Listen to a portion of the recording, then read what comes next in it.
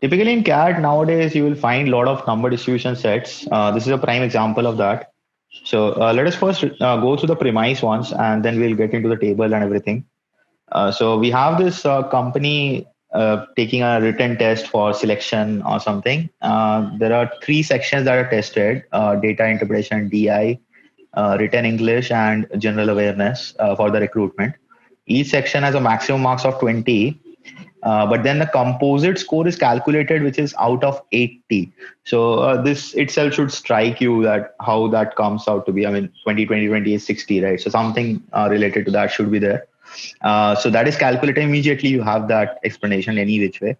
Is calculated by doubling her marks in DI and adding it to the sum of the marks of the other two sections. So whatever is the score in DI, that gets doubled, and so that makes a total of 40 out of 40, that is. And the written and this thing, written English and the general awareness, simply the scores are being added, so you get the score out of 80, right?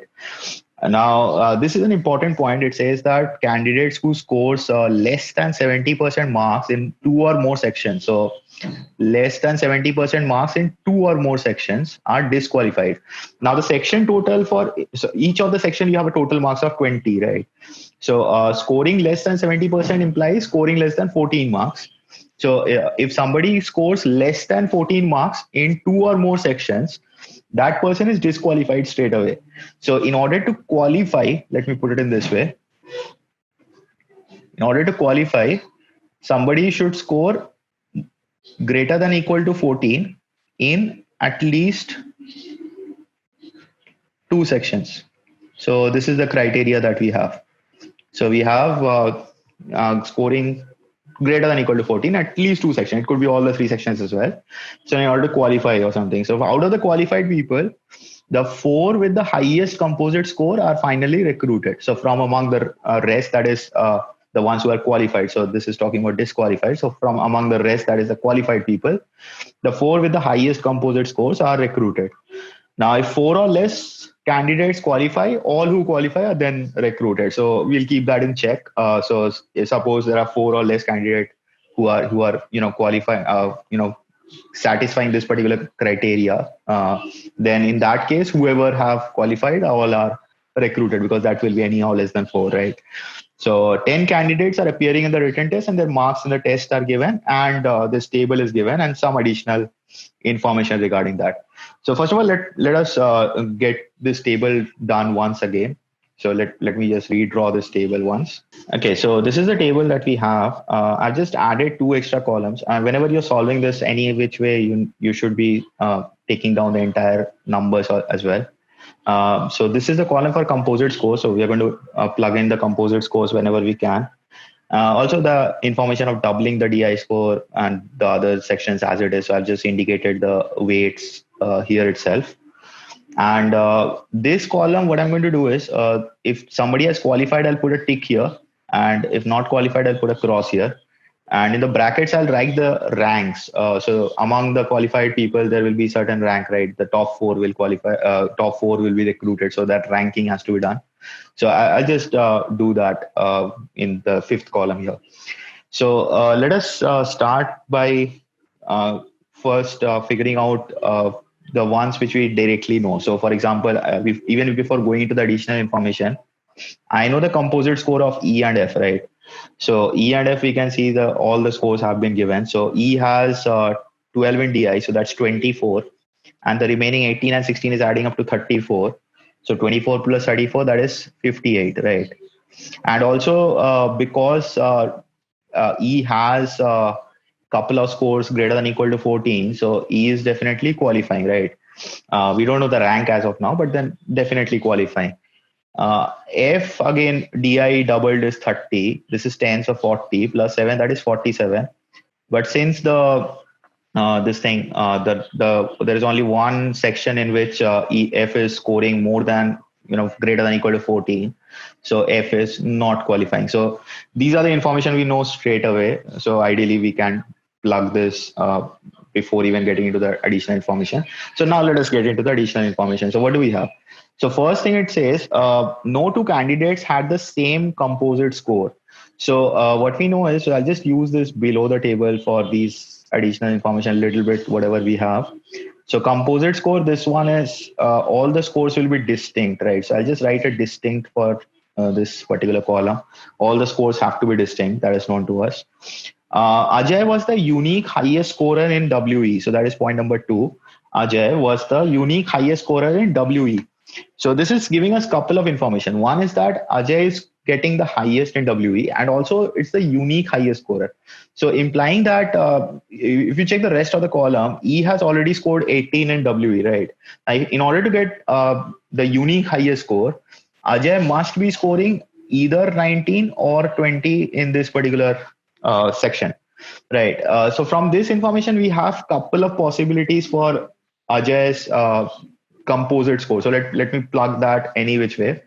So DI doubled is 16, GA is 16. So these two are adding up to 32. Now, depending on the WE score, whether we add 19 to it or 20 to it, Ajay will have a score of 51 or 52. So these are the two possibilities that we have, right?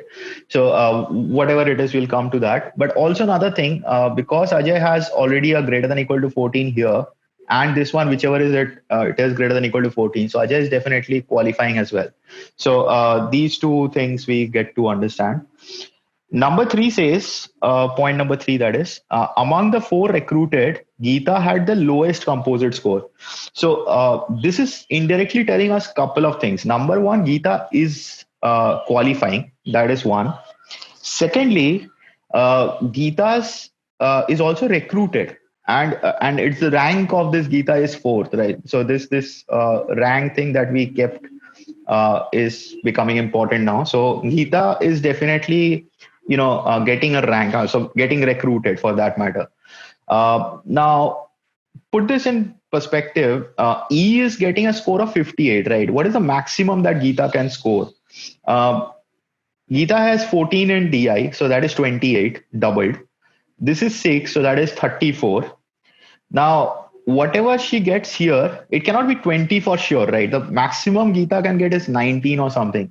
So if you think about the rest of it, so 14 into 2 is 28, plus 6 is 34. So this is what I was talking about. Now, whatever this is, if you consider the Ajay score here, I mean, Ajay's score has to be the unique highest, right? So even if I pick 20 for Ajay, Geeta's score here can be a maximum of 19. So whatever this is, even if I add 19 to it, I get 53, which is lower than this E score, isn't it? So E is definitely, E has to be, the one who is getting recruited, has to be one of the person who gets recruited, right? So I just put a bracket here. I don't know the rank as of now, but E is definitely getting recruited. So we'll come to that in a while. What is the score? But we'll analyze that bit in a while. But then let us keep that as of now. So just bracket is visually telling me that E is getting recruited. Anyhow, 4th tells us again, Indu was recruited. So Indu, in order to be recruited, first of all, has to qualify and also has to be recruited. So let me do the same thing. I'll put a bracket. I don't know the value. What was the rank? So Indu is definitely getting recruited. Great. Now, what does 5th tell us? 5th says D, H, and I. So D, H, I, these 3 individuals are getting the same marks in GA. So GA, they have the same marks. So let me just indicate that D, H, and I, they are getting the same marks. So this variable is not to be used for calculation purpose, just an indication. So I know now visually that these 3 marks will be identical in nature. So they are getting the same marks in GA. Okay, great. But nothing else can be understood from this alone. So let us leave that. 6 says, Indu and Jatin both scored 100% in exactly one section, and Jatin's composite score was 10 more than Indu. So that is a couple of information together, right? Now focus on Jatin first of all, because Jatin we know is scoring 100% in one section, exactly one section. And Jatin's 2 scores we already know, 16 and 14, right? So the highest maximum score in each of the section is 20. So the only place where Jatin can score 20 is in DI, right? So DI, Jatin has to score 20. That gives us the composite score. So composite score is 20 cross 2 is 40. And these two are adding up to 30. So that is 70, right? And because this is 70, first of all, that is more than 58 here, which is E score, and E is getting a rank implies that Jatin also has to get a rank, right? Definitely qualifies all the sections he's getting greater than equal to 14. So this is what we know. So 70 definitely getting a rank as well as definitely qualifying. But this also tells us another information, right? Jatin's composite score was 10 more than that of Indu. So Indu's composite score we know now because Jatin is calculated. So Indu's composite score has to be 60, right? Now, there are a couple of possibilities for Indu to get a 20. So either Indu can get a 20 here or a 20 here, either of these two, because it has to be exactly one section. So let us test it out. Suppose this is 20. So this has to be 8. So that is 28. Now, in order to get a 60, you need 32 more, right? So I hope these kind of calculations you can do mentally. But if not, I'll just show this. So 20 plus 8 is 32. In order to get the 60, you need, 20 plus 8 is 28. In order to get the 60, you need 32. Now 32 will be obtained by doubling the score of DI, right? So Indu may score a 16 here. Now this is possible because you can check that this is something we knew beforehand. Indu has to be qualified because Indu is recruited. One of the points told us that.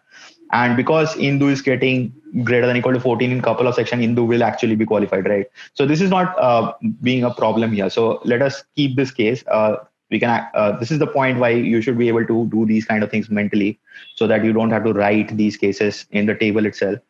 Let's check the other possibility. So if Indu gets 20 in DI, so if Indu gets 20 in DI, that is a 40 score doubled, 8 in WE, so that is 48. Now, in order to get 60, Indu has to get 12 in this GA section, right? But that doesn't qualify Indu because you're getting couple of sections less than 14. So this possibility is out because Indu has to be qualified in order to be recruited. So now we know that Indu has to get this 20 in this GA section.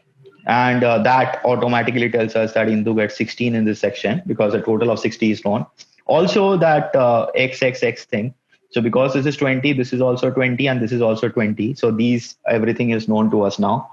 Also, the ones which are recruited, the ones which you have the bracket in it, among them, you can see that the relative ranking is known. This is the 4th position. So whatever be the score here has to be less than 58.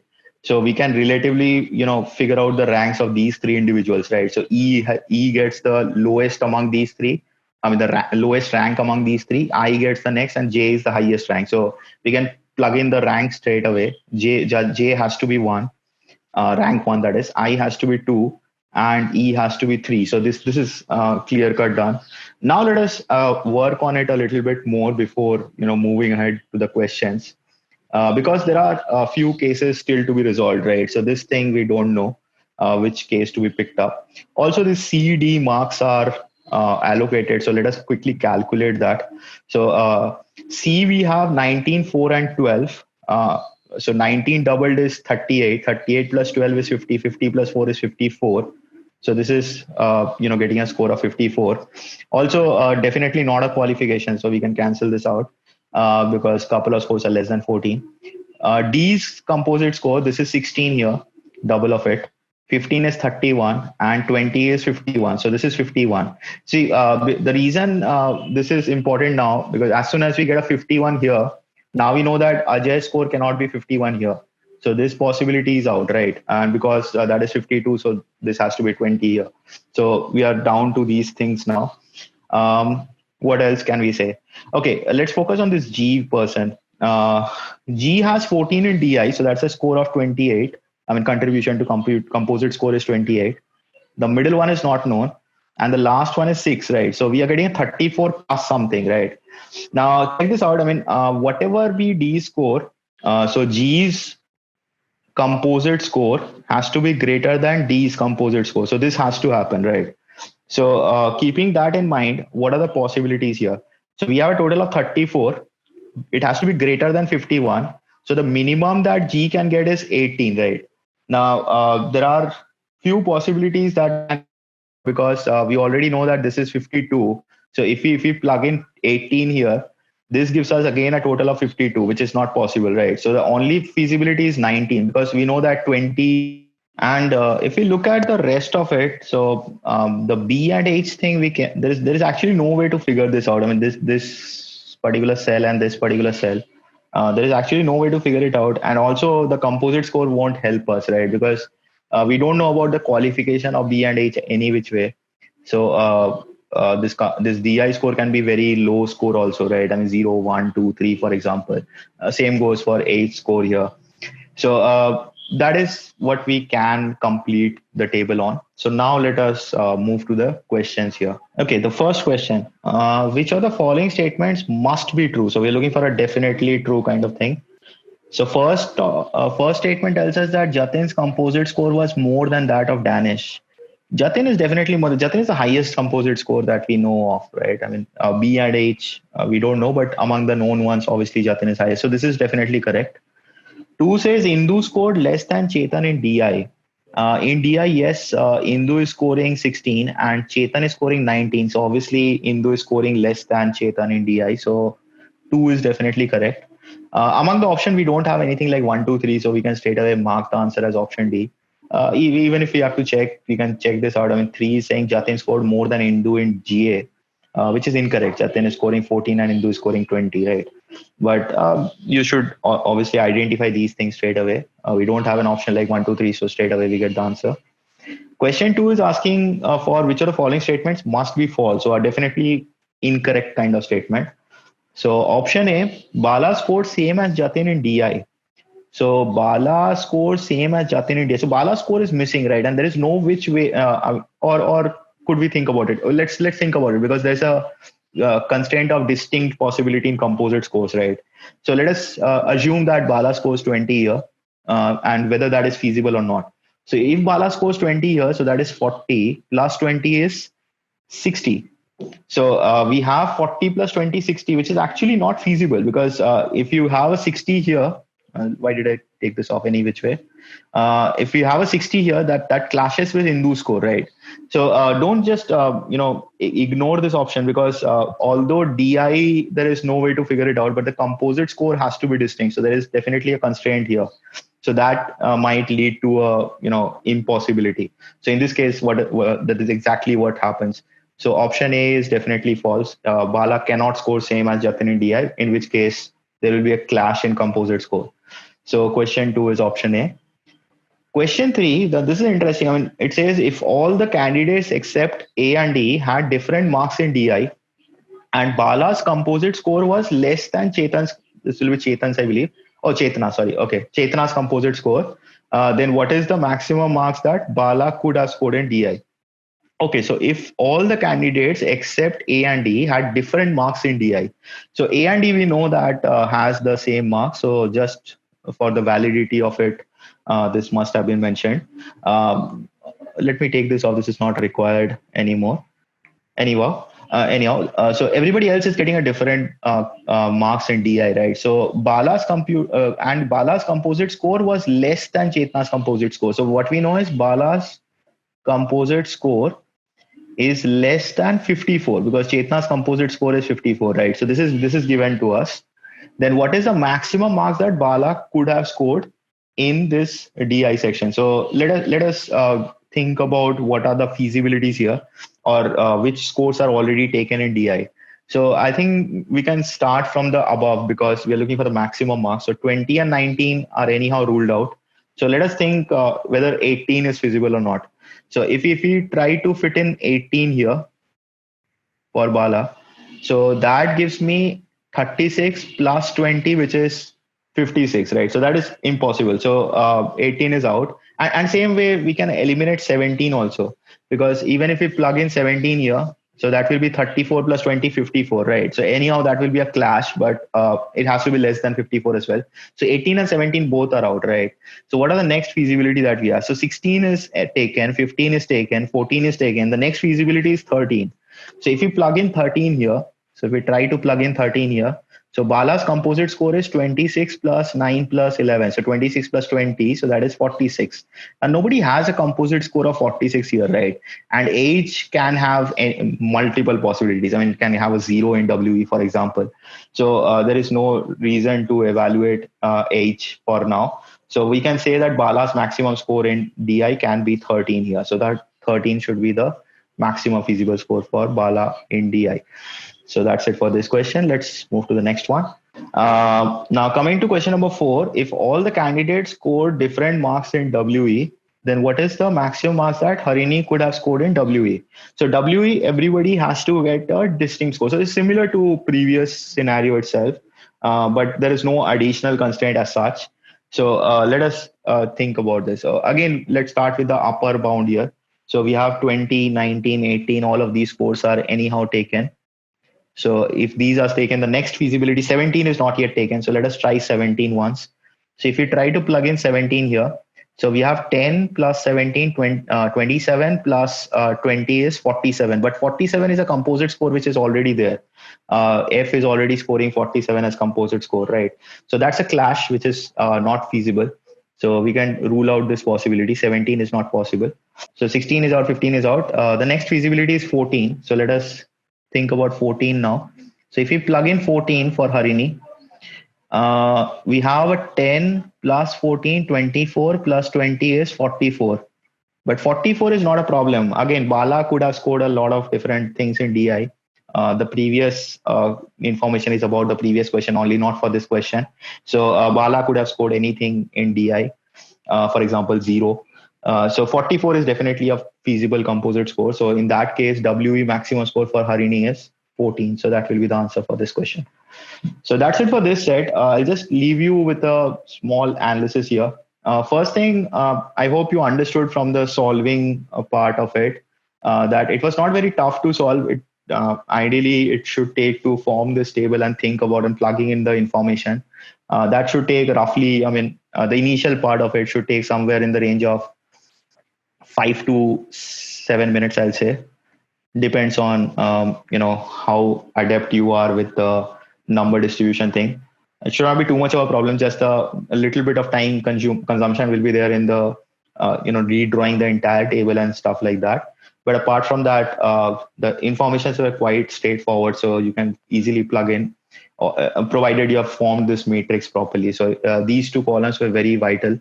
If you can form these two columns beforehand, then that simplifies the set to some extent. So 5 to 7 minutes to form this table alone, and then to solve the question that would the 4 questions that we have. The first 2 questions are pretty straightforward, but the last 2 questions, you have to think a little bit more. So I would say another 2 to 3 minutes to solve this, questions. So in total, I'll say a total of 8 to 10 minutes is a rough good enough time to solve this set. You can actually solve it in less 8 minutes or a little less also, if you are good with forming the table quickly. And my suggestion for these kind of sets would be, it depends on your comfortability, of course, but then I would suggest round 1, in the first round of scanning itself, you attempt a set like this, and especially if it is in the first 2-3 sets or in your sequence. So you'll not have the same sequence for everybody, but in your sequence in the examination, if you have this kind of set which falls under the first 2-3 questions, for first 2-3 LR sets, definitely go for it in round 1. Don't be afraid because of the number distribution thing. You should not be afraid of it. You should be comfortable at it, because CAT tests number distribution quite a bit nowadays. And even if you do it in round 2, that is fine. But my suggestion will be to go for it in round 1. So that's it for this set. Thank you for joining in.